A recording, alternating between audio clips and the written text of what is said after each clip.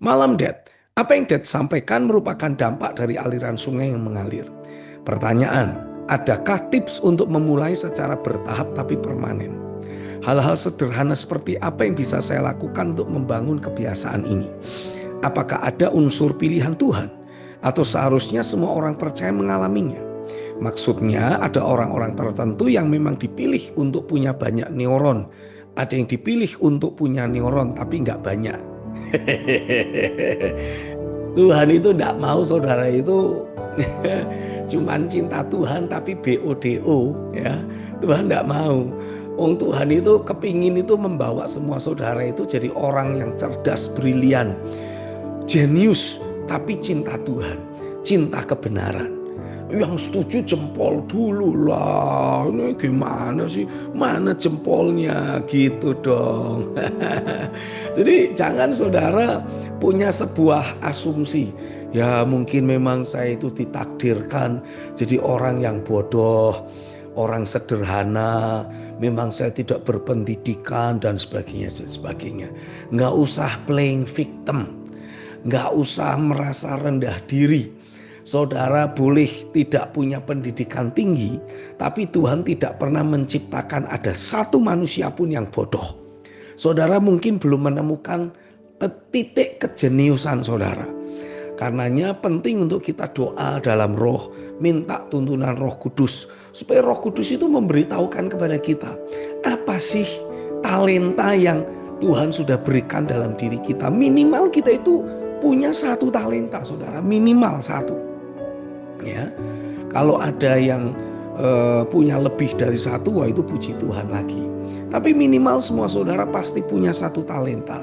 Nah, satu talenta itulah yang membuat saudara ada dalam titik kejeniusan. Kalau saudara menemukan itu, menemukan talenta itu, menemukan titik kejeniusanmu, saudara tidak akan pernah jadi orang bodoh lagi di bidang itu.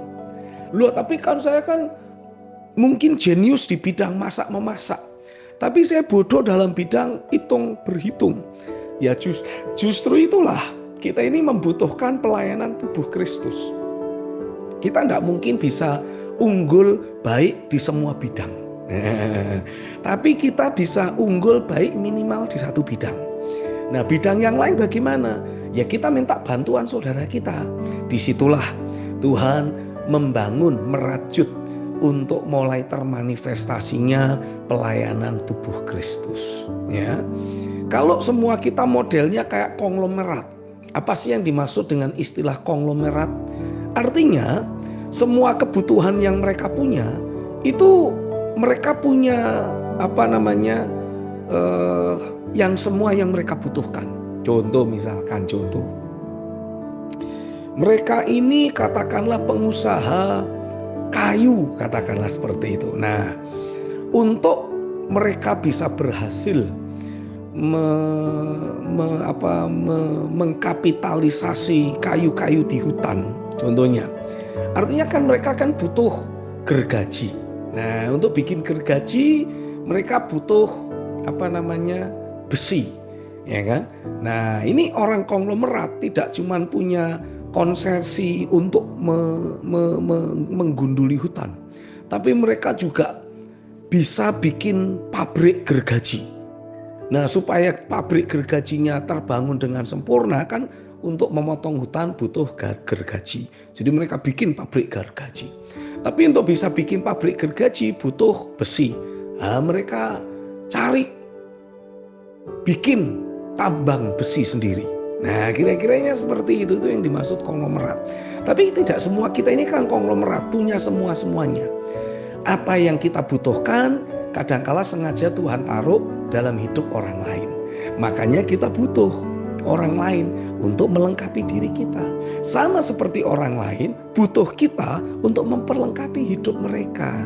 Gitu kira-kiranya saudara, ya. Jadi penting sekali untuk kita belajar memahami pemahaman firman yang akurat. Dari pemahaman firman yang akurat, takaran iman kita juga otomatis akan bertumbuh, berkembang secara maksimal. Dengan takaran imanmu bertumbuh, berkembang, saudara pasti akan mengalami banyak mujizat terjadi. Jadi ya Jangan saudara beranggapan bahwa mungkin neuron dalam otak saya ini memang ditakdirkan sedikit. Tidak. Semua saudara itu ditakdirkan punya neuron yang banyak. Tuhan mau engkau jadi orang yang cerdas. Haleluya. Nah, lalu bagaimana caranya? Mulailah secara bertahap. Ya, tapi saudara harus tekun. Misalkan contoh, ya, dari beberapa waktu terakhir ini kan Tuhan terus bicara supaya kita memulai hari kita di pagi hari dengan realita hadirat Tuhan. Ya, kalau gitu kita mulai setting tidur lebih awal supaya kita bisa bangun lebih pagi, supaya doa kita tidak buru-buru gitu saudara, ya. Nah, untuk kita mengkondisikan diri kita, mendisiplin diri tidur lebih awal kan tidak susah, ya kan, tidak sulit. Dengan kita mendisiplin diri tidur lebih awal, otomatis kita juga akan terbangun lebih pagi. Kalaupun kita masih kebablasan, ya tinggal pasang weker toh. Tapi selama kita tidurnya lebih awal, otomatis ketika weker berbunyi, kita sudah punya jam istirahat yang cukup. Nah, kita tinggal mendisiplin diri, paksa diri kita. Ini tindakan-tindakan kecil yang akan membawa pengaruh besar. Gitu saudara. Dengan saudara mulai berdoa dengan intens di pagi hari, saya percaya seharian yang ada itu akan menjadi hari yang diselimuti hadirat Tuhan. Kalaupun ada 1-2 peristiwa tidak enak yang kita harus hadapi, pulang-pulang itu kita tidak sampai bahan rohani kita itu tidak sampai bocor habis, ya. Tapi kita bisa memastikan bahan rohani kita yang membuat kita terus bergerak bagi Tuhan itu terjagai. Kita bisa doa lagi, kita bisa minta pemulihan dari Tuhan lagi, ya. Itulah manifestasi dari pekerjaan Roh Kudus yang seperti sungai Gihon. Nah, sehingga kita akan terus berkobar-kobar, terus menyala-nyala di segala waktu.